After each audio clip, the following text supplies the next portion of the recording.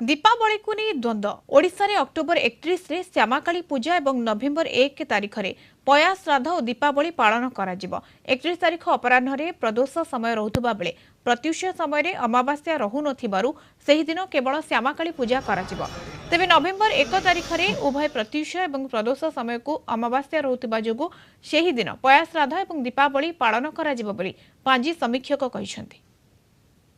आमर जो दिन प्रत्युष और प्रदोष तार तो सूर्योदय और सूर्यास्त समय अमावास्या थाए